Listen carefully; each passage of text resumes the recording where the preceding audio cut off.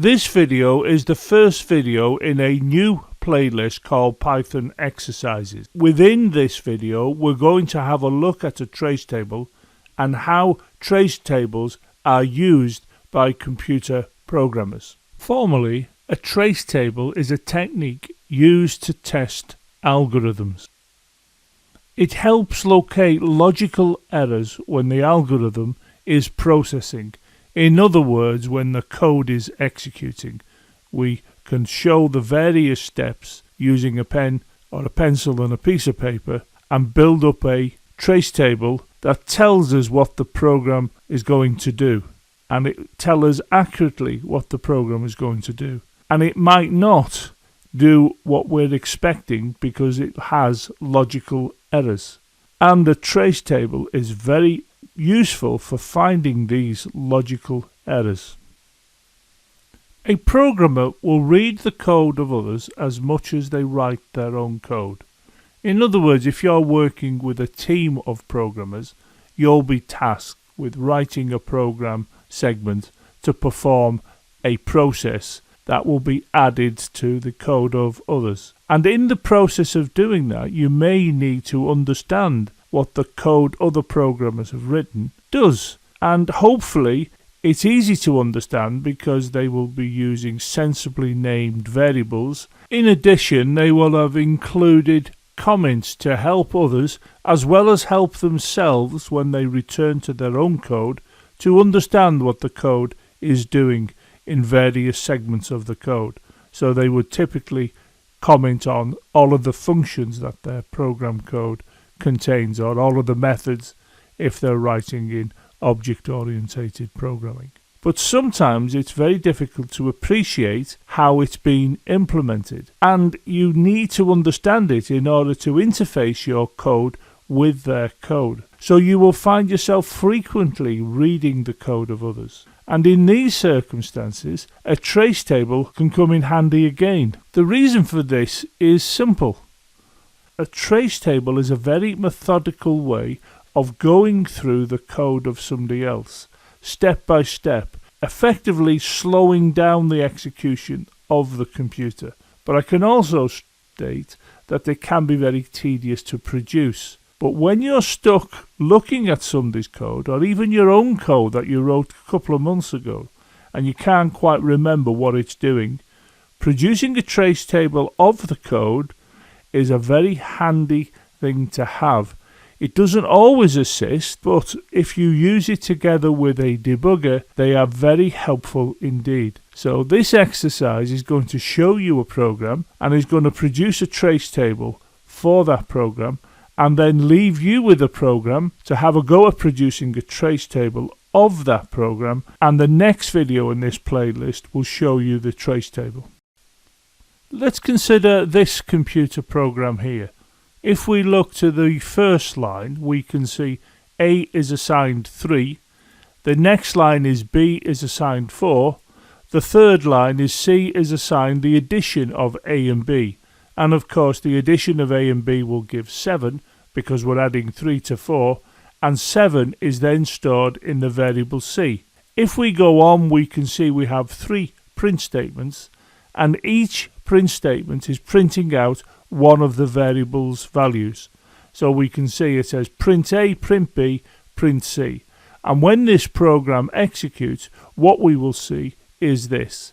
And we can clearly see that the output is 3, 4 and 7, reflecting the content of the variables A, B and C. Of course, this computer program is pretty straightforward, and we would not normally need to produce a trace table for such a program.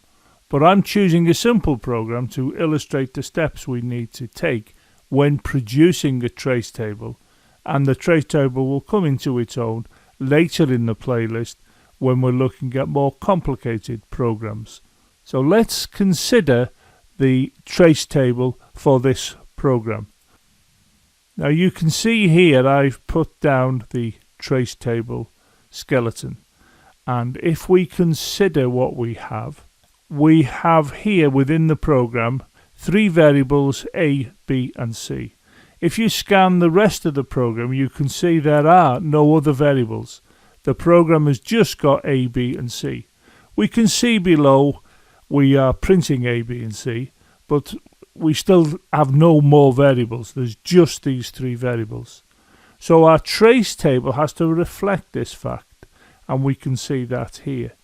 We have the headings A, B and C, and this column here is going to show us what happens to the variable A when the program executes.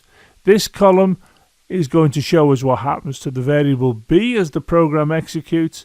Likewise, this one is going to show us what happens to the variable C during the execution of the program. And over here we have another column that's headed statement, and this is where we write in the various statements of the computer program. Now the first thing I'm going to do, I'm going to place in this region here a shaded area. Now when you produce the trace table with pen and paper, you don't do this. I'm just emphasizing a point here. You can see I've grayed that out, meaning I don't start my trace table of the program on this line.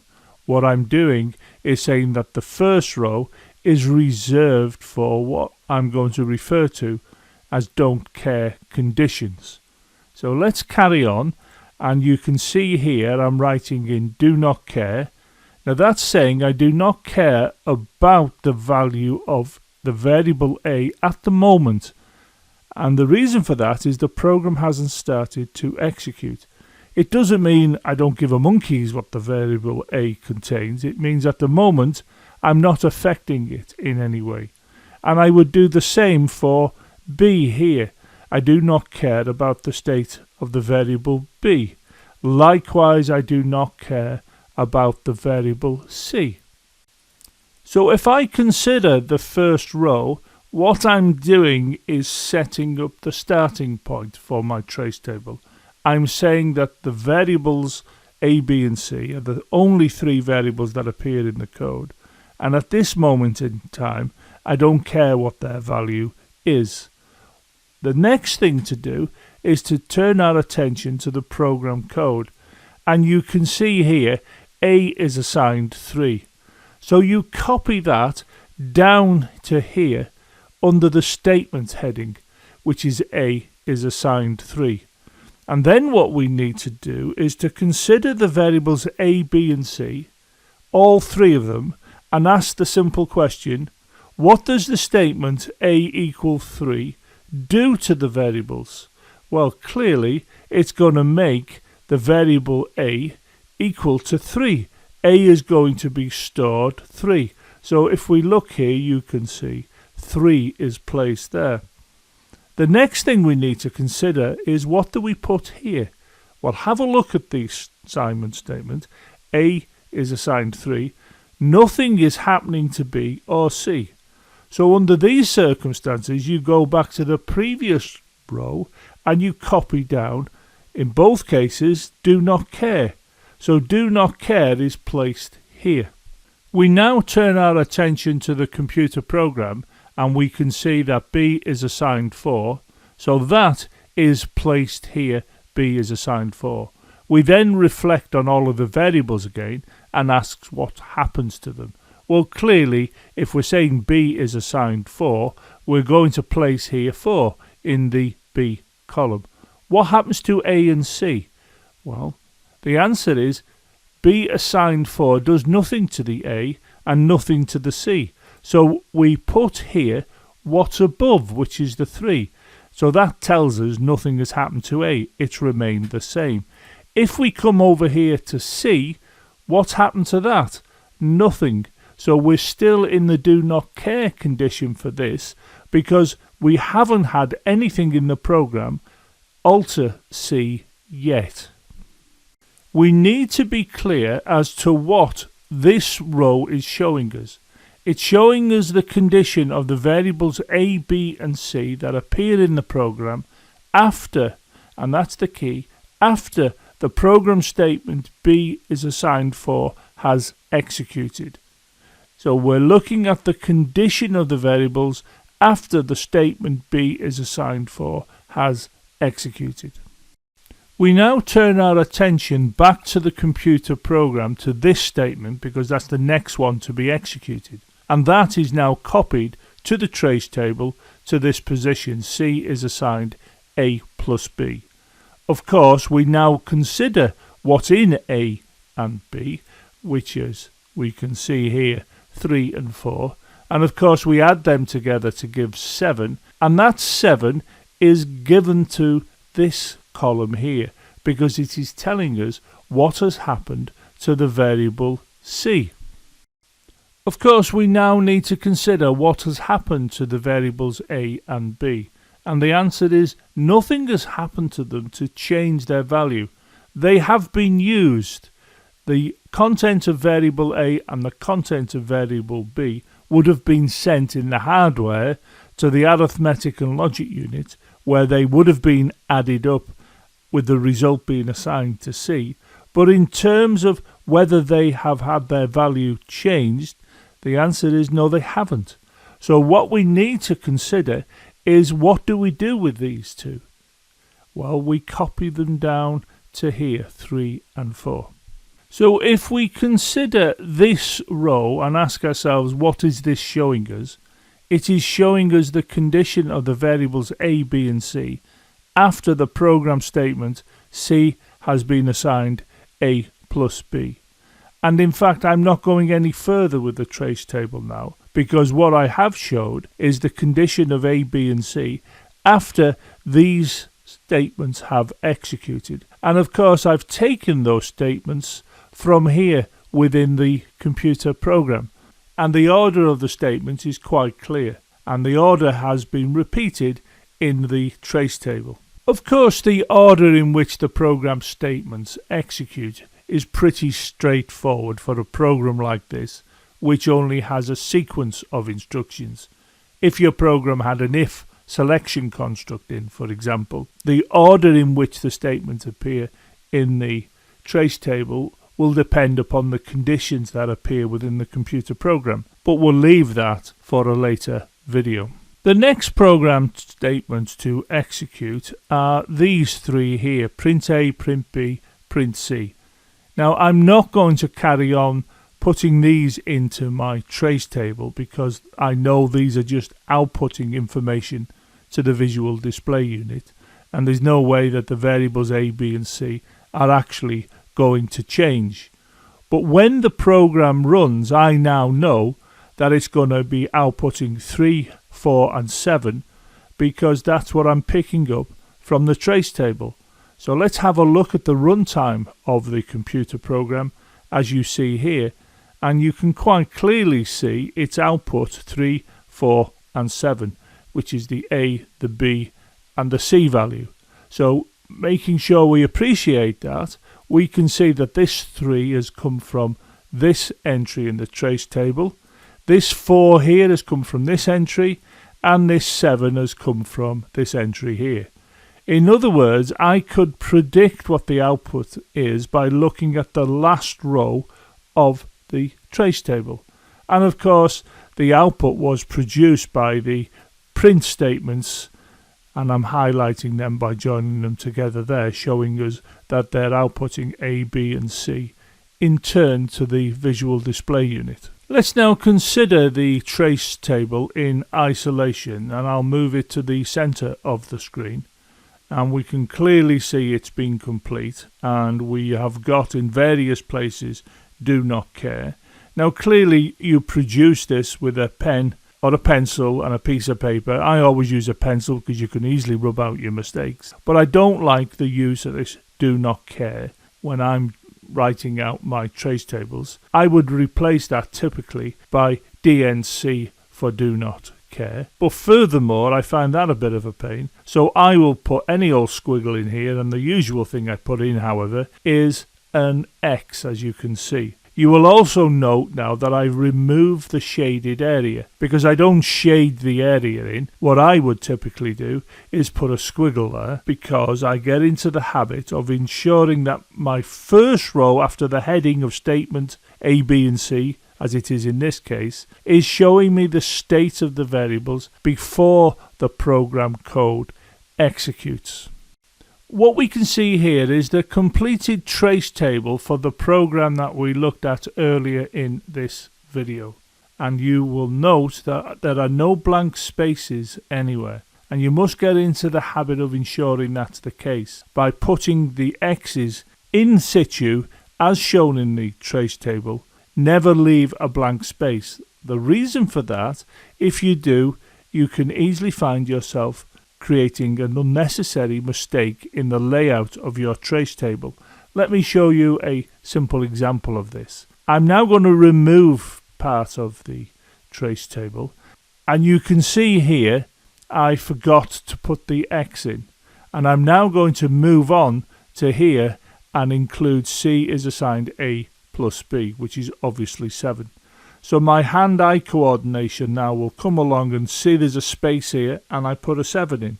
Now the row that this arrow is pointing to no longer reflects the state of the variables after B is assigned 4. So it's a mistake. You must ensure that you don't do this, because this can have a knock-on effect later on in your trace table, and you're not finding the logical errors because the logical error has been in your trace table. So be careful never to leave spaces. It will ensure you do not make daft errors like this. So what we can see here is we have a mistake, and it's important you avoid those mistakes. So you can see here I've gone back to the correctly completed trace table, and the reason I've put the X's in is so we don't make the mistake I've just indicated. And what we now have, we have this row showing us that these values here are what's stored in the variables after this is executed. And this notion of the row contents showing us what the states of the variables are after the program statement is executed is very important, and you have to focus on that when you're building up your trace tables slowly. Now, of course, you can see a situation if you've got 100 lines of code in a sequential program, and you should try and avoid that at all costs. You should always write your code to be 10 to 20 lines long and stick it in a function. That's a kind of rule of thumb. You don't really want great long sequential programs. But if you did happen to have a very long program, you can see it's going to take you a long time to complete a trace table. So they are useful, but they're not the panacea of everything when you're trying to find logical errors. But they are a key feature. I've been programming for years, and I will always fall back on trace tables on certain occasions. Tend to use a debugger now when I'm looking for logical errors, but I would not be able to use a debugger as well as I can if I didn't have earlier in my career used trace tables a lot. Now, having shown you an example of how to complete a trace table for a sequential program, I'd like you to have a go with this computer program here. The first thing we need to do is to inspect it and see that this has actually got 4 variables, A, B, C and D. There are no others in the program if you look closely. And I'm also using a multiplication operator. So bear that in mind when you're producing the trace table. Now, I am going to produce the skeleton of the trace table for you, as you can see here, and note that the first 3 rows have been completed for you. The first row has statement A, B, C and D, where the A, B, C and D are obviously the variables used in the program. The second row has the squiggle and the 4 X's, which are all the don't care conditions. And the third row has A is assigned 4. I then show you what happens to the variable A's column, and we can see the last 3 columns of the third row are all X's, because I've copied down the don't care condition from above. Now, what I would like you to do is to produce the trace table and predict what the output from the program will be. And when you've got a completed trace table, it should be obvious what the output from the program is. Then enter the program yourself and check you get the correct outcome. Now, in the next video in this playlist on Python exercises, I'll go through the production of the trace table for this computer program. Please consider subscribing to the channel and click the bell to ensure you get an update every time I upload a video. Maybe you would like to consider supporting the development of these free videos via Patreon. In addition, why not follow me on Twitter and also check out the supporting website.